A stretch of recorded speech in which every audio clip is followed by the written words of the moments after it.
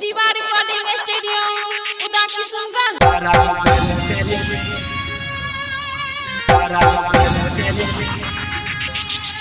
Music director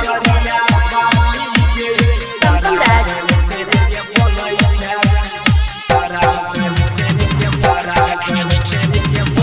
मोगी गे खगरिया बाली गे बराबर चढ़ जे बोलै छै। मोगी गे खगरिया बाली गे बराबर चढ़ के बोलै छै। कहै छियो बनबे खाना करै छी रोज बहाना। गेलही राजा हेले रुसै छै, गेलही राजा हेले रुसै छै।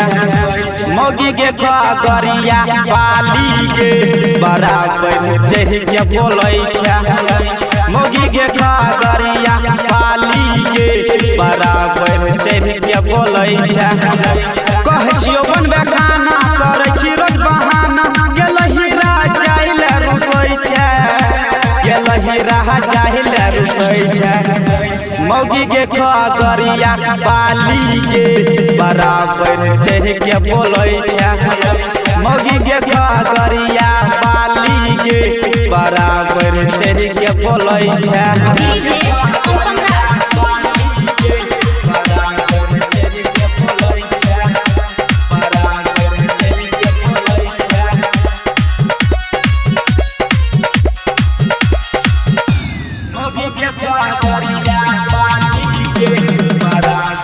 आयुष मित्रा सुना।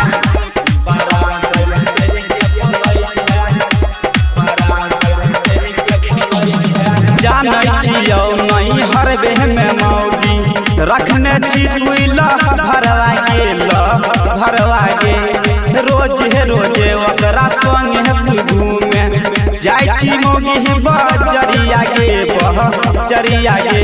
तू बात हमर माने न बोले इतना जन के मौगिया तू झूठ बोलै छी, के मौगिया तू झूठ बोलै छी। मौगी गे खगरिया बाली गे बराबर चढ़ के बोलै छी। मौगी गे खगरिया बाली गे बराबर चढ़ के बोलै छी। डीजे टमटम राज।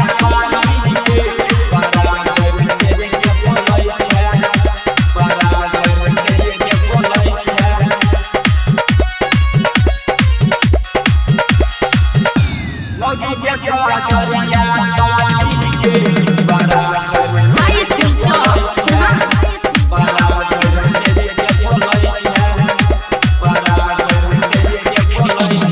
जानै है रोहन गे रानी है मौगी अगवा गे जूनियर छैला बिहारी के कोई दलकै उ तह साथ गे तू बात एगो माने तू बुझ परेशानी।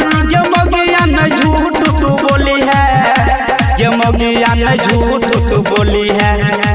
मौगी गे खगरिया बाली गे बराबर चढ़ के बोलै छै।